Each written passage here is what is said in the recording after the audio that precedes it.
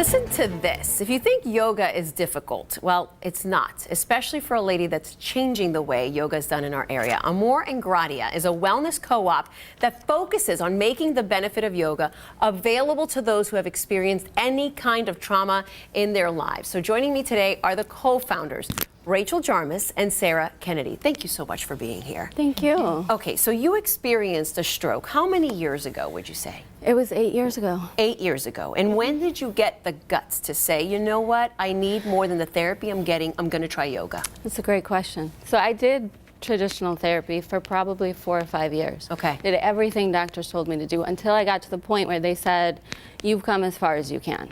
You need to go home, live your life. We can do nothing more for you. Then I mustered up some courage and I contacted a local yoga studio. They put me in touch with her. We started doing yoga, started adapting every single pose, literally created a system that can adapt any pose for anybody, in a chair, on a mat, standing, sitting, laying. Sarah, tell me how immobile she was when she first started with you and where she is now in her movement.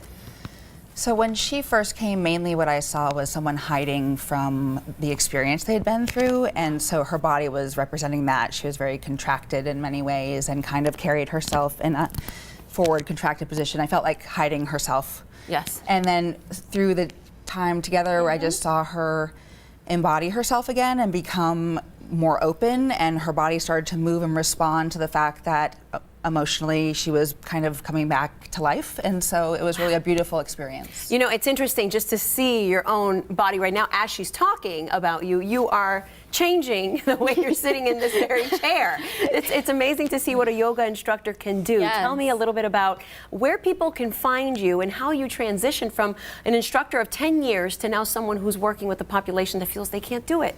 So really, I think I felt like I feel like she represents how we all feel in a way, like we don't ever quite fit in a way, or something's a little different, or and yoga gave me strength and courage, and basically she walked in the door and I always thought yoga was for everybody, and she completely changed the way what everybody was, and so everybody became anybody, and we wanted to work together to make this accessible. Okay guys, so there is a workshop in April called AdaptAble Yoga Workshop where you can meet these two ladies. We're going to have that information on 13newsnow.com, and you'll see exactly who can go to these classes and how to qualify. We'll be right back.